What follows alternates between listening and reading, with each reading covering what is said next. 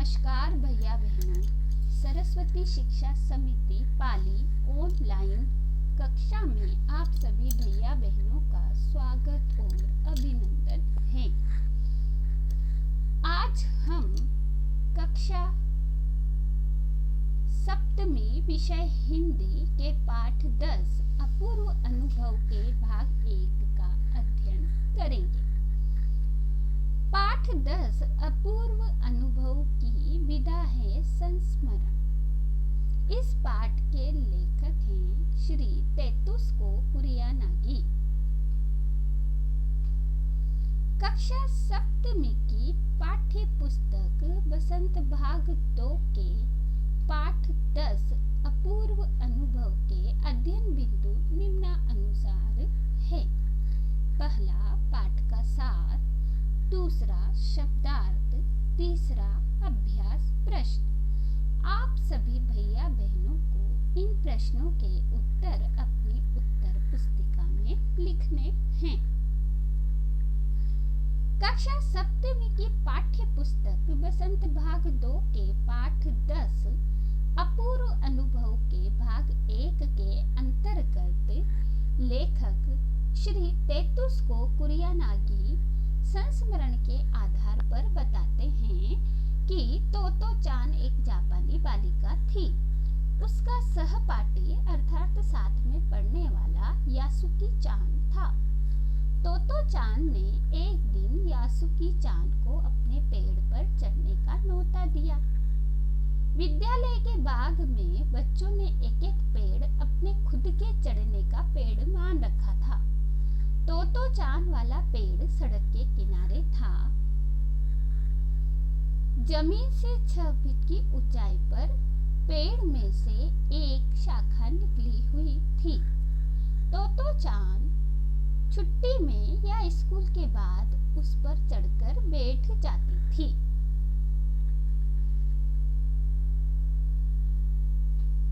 बच्चे अपने अपने पेड़ को निजी संपत्ति मानते थे और किसी दूसरे के पेड़ पर चढ़ना हो तो उनसे पहले पूरी शिष्टता से पूछते थे, माफ कीजिए, क्या मैं अंदर आ जाऊं?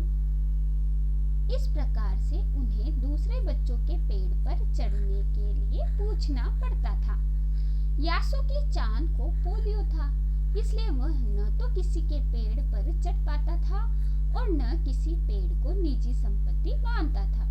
अतः तोतो चान ने उसे अपने पेड़ पर आमंत्रित किया था, पर वह यह बात उन्होंने किसी से नहीं कही, क्योंकि अगर बड़े सुनते तो जरूर डांटते। यासुकी चान, जो कि तोतो चान का सहपाठी था, उसे एक पोलियो की बीमारी थी, जिसके कारण वो न तो किसी पेड़ पर चढ़ पाता था और न ही किसी पेड़ को अपनी संपत्ति मानता था।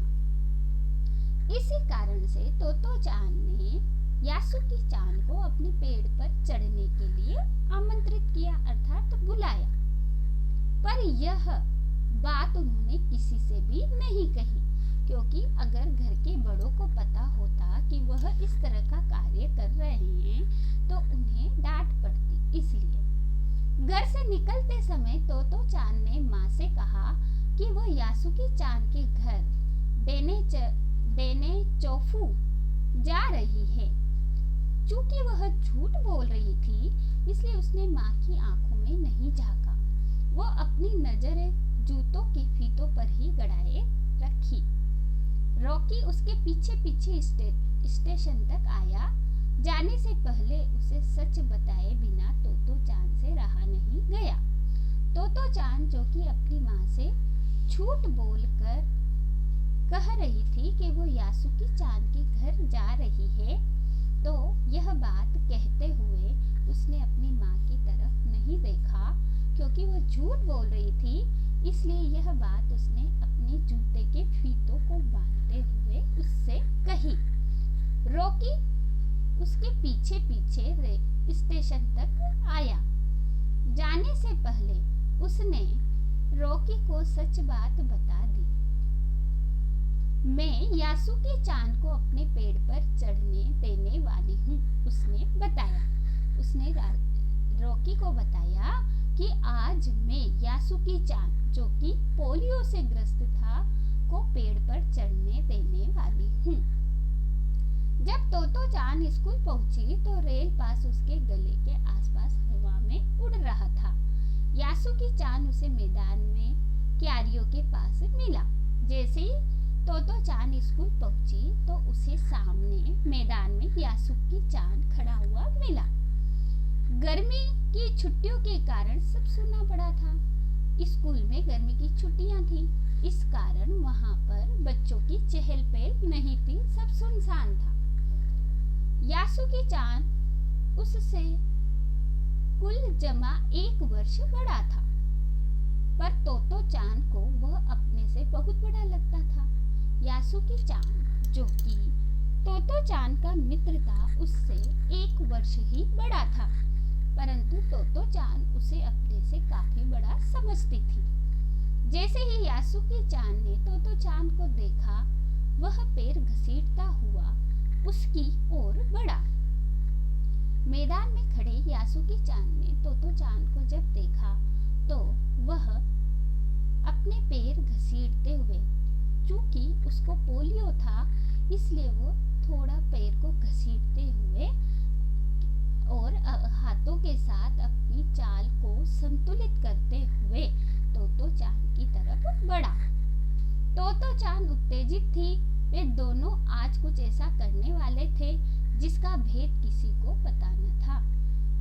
तोतो चान भी उत्तेजित थी, उल्सित थी, प्रसन्न थी और जोश से भरी हुई थी, क्योंकि तोतो चान और यासुकी चान ऐसा कुछ करने वाले थे जिसका भेद यानी रहस्य किसी को पता नहीं था। वह उल्लास में ठिठियाकर हंसने लगी, यह सोचकर कि हम पेड़ पर चढ़ेंगे। तो तोतो चान ठीठी की आवाज करके हंसने लगी। यासुकी चान भी यह सोचकर जोर जोर से हंसने लगा। इस प्रकार इस पाठ में यह बताया गया है कि तोतो चान अपने पोलियोग्रस्त यासुकी चान मित्र को अपने पेड़ पर चढ़ने के लिए बुलाती हैं और इस बात का पता घर के बड़े लोगों को नहीं होता है। इस पाठ के इस भाग के शब्दार्थ इस प्रकार से हैं। पहला, पोलियो एक बीमारी जिसमें हाथ पैर टेढ़े मेढ़े और कमजोर होते हैं। दूसरा, निजी यानी अपनी। तीसरा, संपत्ति जिसका अर्थ है धन या वस्तु। चौथा, आमंत्रित अर्थात न्योता देना। पांचवा है उत्तेजित अर्थात जोश से भरी हुई। छठा है भेद अर्थात रहस्य। सातवां है ठिठियाकर अर्थात ठीठी की आवाज करके। इस भाग के अभ्यास प्रश्न इस प्रकार से हैं, जिनके उत्तर आप सभी को अपनी उत्तर पुस्तिका में लिखने हैं। पहला, तोतो चान ने किसे और कहाँ चढ़ने का निमंत्रण दिया था। प्रश्न नंबर 2, यासुकी चान पेड़ पर क्यों नहीं चढ़ पाता था। प्रश्न नंबर 3, माँ से बात करते समय तोतो चान कहाँ देख रही थी और क्यों। प्रश्न नंबर 4, तोतो चान ने यासुकी चान को अपने पेड़ पर चढ़ने को क्यों आमंत्रित किया था। प्रश्न नंबर 5, यासुकी चान को क्या बीमारी थी। आप सबको इन सभी प्रश्नों के उत्तर अपनी उत्तर पुस्तिका में लिखने हैं। धन्यवाद।